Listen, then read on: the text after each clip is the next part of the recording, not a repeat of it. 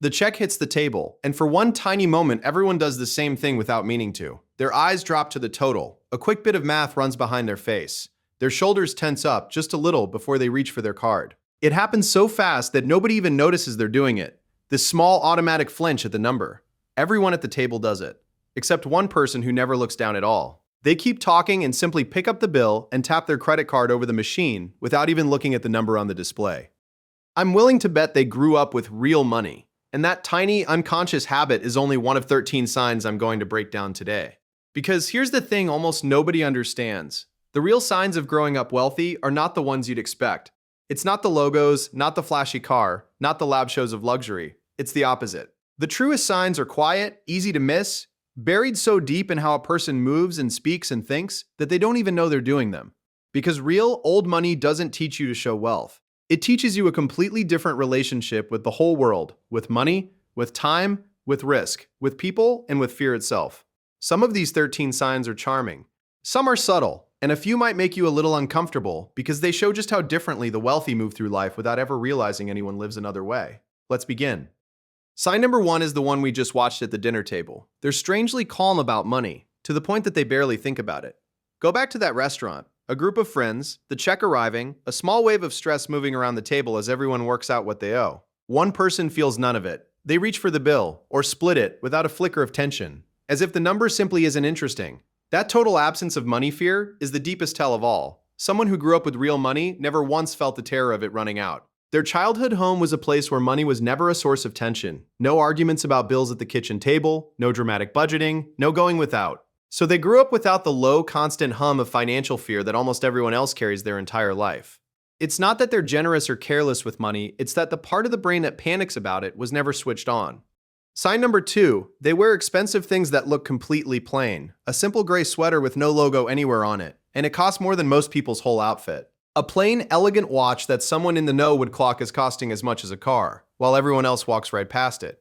This is the world of quiet luxury, and it runs on a rule that new money never seems to learn. If you have to ask, you're not meant to know. Old money buys the best quality and the plainest design, because they aren't dressing to impress strangers. They're dressing for the small circle of people who already recognize the cut, the fabric, the maker. Set a loud outfit covered in giant logos next to a plain perfect one, and the plain one is almost always the richer one. Sign number 3, they have effortless, polished manners that were built into them before they can even remember.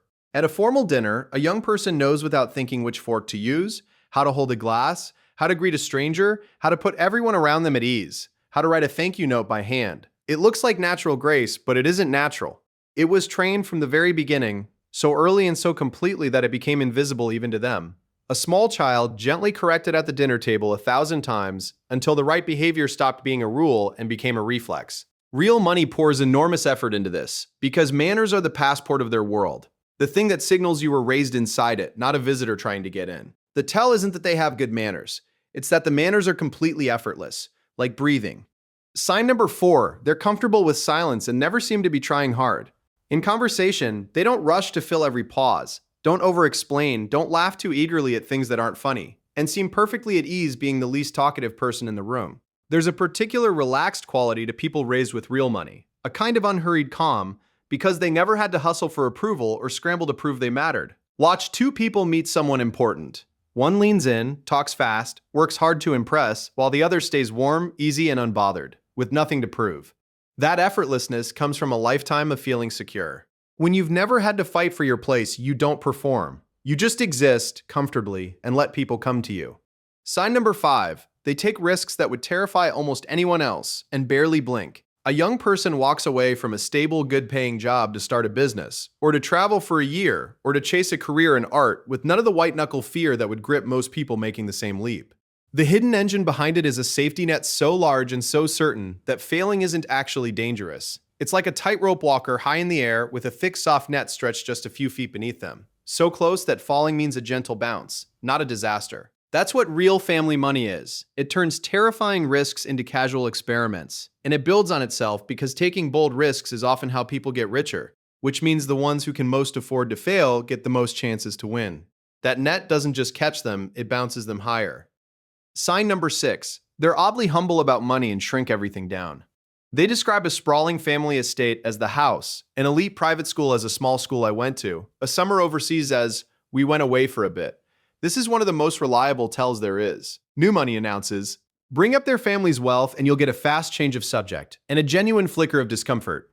Because in their world, talking about money is distasteful, a sign of insecurity, a sign that you don't truly belong. They were taught that bringing it up is what people do when they're trying to seem rich. And so, very often, the richer the family, the smaller they make the words around it. When someone makes their obviously huge advantages sound tiny and ordinary, pay close attention. Sign number 7, they have expensive hobbies most people have never even heard of. The sports and activities that need real money and real access just to get through the door. Sailing, horse riding and show jumping, skiing at certain resorts, fencing, rowing, squash, polo. A child learning to sail before they could ride a bike, spending summers at a horse barn, taking ski trips that cost more than a used car.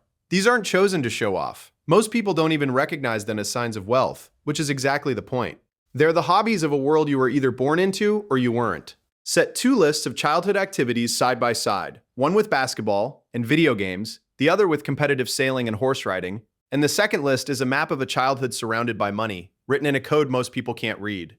Now let me pause here, because we're halfway through and I want to show you the invisible thing sitting underneath all of this. The reason every one of these signs exists in the first place. Think of 2 mindsets as 2 completely different pairs of glasses that a person sees the whole world through. Most people grow up wearing scarcity glasses, and through those lenses, the world looks like a place where everything is limited, where you have to compete and hustle and guard the little you have, where the fall is real and it hurts. But the child of real money grows up wearing abundance glasses, and through those, the world looks like a place full of options and open doors, where money isn't a scary, scarce thing to chase, but a calm, permanent part of the background, like air. Put those 2 people on the exact same city street, and they see 2 entirely different worlds. One sees obstacles and threats, the other sees opportunities and playgrounds. Almost every sign in this video flows straight out of that one difference in vision. It was never really about the clothes or the hobbies. It was about growing up seeing the world as a fundamentally safe place. Now let's get to the deeper signs. They think in decades and generations, not in paychecks. Consider how far ahead people look. Most of us out of necessity think in short spans. This month's rent, this year's bills, the next paycheck. The mental calendar is a single small page showing a few weeks ahead. The person raised with real money has a calendar that unrolls like a long scroll, stretching across decades and into the lives of children who aren't even born yet. They talk about building things meant to last 100 years, about family trusts, about legacy, about what the money should be doing generations from now. A family sits around a table calmly discussing a plan that none of them will live long enough to see finished. This long-term thinking is a direct result of security. You can only plan 100 years ahead when you're certain you'll survive the next 100 days. Scarcity forces you to think small and close. Real money lets you think big and far. Sign number 9, they have a steady baseline confidence that nothing seems to shake. They walk into an intimidating room, a fancy restaurant, a high-stakes meeting, a gathering full of powerful people, with total ease, as if they belong there by default. Because in their experience, they always have. This is a specific kind of confidence that's almost impossible to fake, and it doesn't come from achievements. It comes from never having been made to feel small. A childhood with none of the moments that teach most people their place. Never turned away, never priced out, never made to feel like they didn't belong somewhere. So they move through the world with a calm assumption that they belong everywhere they go. At the entrance of an exclusive place, one person hesitates, wondering if they're allowed in, while the other walks straight through without a second thought, because it never once crossed their mind that they might not be welcome. Sign number 10, they're casually, effortlessly worldly and well-traveled. With no showing off at all, they mention spending childhood summers in another country, speak a second language they picked up from a nanny or a school abroad, find their way around a foreign city with total ease, know the food and the customs of places most people only ever see in photos. Real money buys experiences early and often, and those experiences soak into a person until they become part of who they are. There's a world map on the child's bedroom wall with pins stuck in a dozen countries they'd actually visited before the age of 12. The tell isn't bragging about travel, it's the casual, unremarkable way they mention having been everywhere, as if it's completely normal, because to them, it always was. Sign number 11, they're generous in a specific, relaxed way, and they never keep score. They pick up a check with no theater at all, lend or give money without any tension in the body, stay open-handed in a way that has zero performance to it. Here's the difference. When you grew up knowing there would always be more, giving doesn't cost you the same fear it costs someone raised on scarcity. 2 people each hand money to a friend in need. One does it with a knot in the stomach, silently calculating what it leaves them, and the other does it as easily as passing the salt, because their sense of safety isn't threatened by the gift at all. It's not that the wealthy person is a better human being. It's that generosity is easy when you've never felt the floor might drop out from under you. The tell is the complete absence of anxiety around giving. Sign number 12. They're strangely unimpressed by shows of wealth, including their own. Show two people a photo of a supercar or a giant mansion or a designer bag. One lights up, dazzled, clearly impressed. The other gives it a mild, almost bored glance. The person raised with real money is often completely unmoved by luxury because they grew up surrounded by it, so it holds no magic for them. It's just furniture. For them, a first-class flight or a marble bathroom was simply the normal texture of everyday life, not a dream to reach for. And so, as adults, they're often the least materialistic people in the room, drawn instead toward things money can't easily buy: knowledge, art, access, meaning, real experiences. When the flashy thing that excites everyone else lands with a shrug on one particular person, you're very likely looking at someone for whom it was never special to begin with. And now sign number 13, the deepest one, the one sitting underneath all the others. They have a relationship with fear that is fundamentally different from everyone else's. Think of the specific fear that runs low and constant beneath most people's whole lives: the fear of ending up with nothing, of the emergency that wipes you out, of falling and having no one there to catch you. It's a heavy weight most people carry every single day without even realizing it's on their shoulders. Now imagine a person who has never once felt that weight, because it was never real for them, because underneath every choice they've ever made was the complete certainty that they would be caught, that the family would be there, that nothing could truly ruin them. That one difference, the absence of deep financial fear, changes everything about how a person moves through the world. It's why they're calm, why they're confident, why they take risks, why they're generous, why they never perform. Two people walk the exact same path along the edge of a cliff. One grips the railing, heart pounding, terrified of the drop, and the other strolls along easily, hands in their pockets, because they simply cannot fall. Same path. A completely different experience of being alive. That freedom from fear is the true inheritance. The money itself is almost beside the point. So let me show you all 13 of these signs landing in two real lives, because the contrast reveals something that surprises almost everyone. Two people meet at the same top university, become friends, and seem, on the surface, to be equals. Same school, same opportunities, same bright future ahead.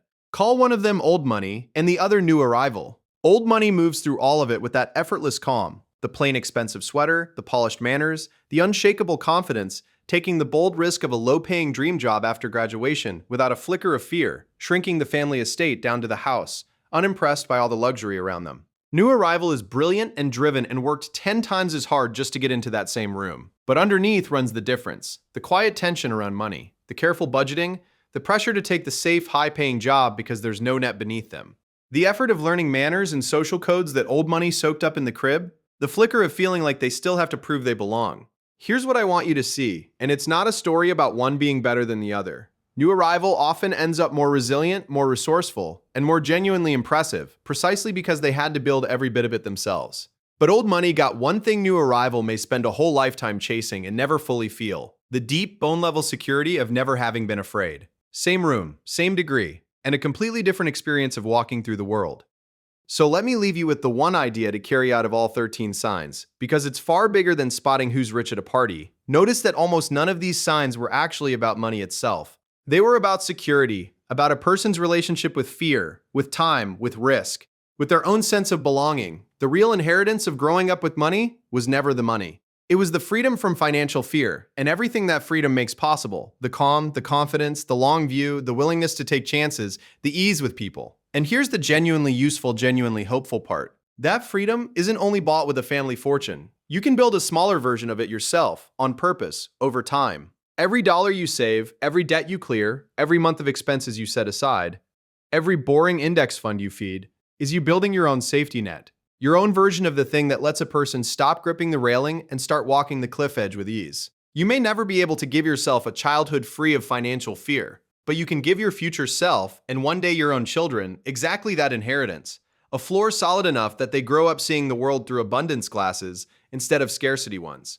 Because that, in the end, is what all 13 signs were really pointing at. Not a trick for spotting the rich, but a map of what real wealth actually gives a person. Not the cars or the logos or the estates, but the deep, life-changing gift of no longer being afraid. The people who grew up with real money were handed that gift at birth, without ever asking for it. The rest of us have to build it, one deliberate choice at a time. But it can be built, so stop trying to look like the person in the plain expensive sweater and start building the only thing that sweater was ever really a sign of: a life with a net underneath it. solid enough that you too can finally stop being afraid.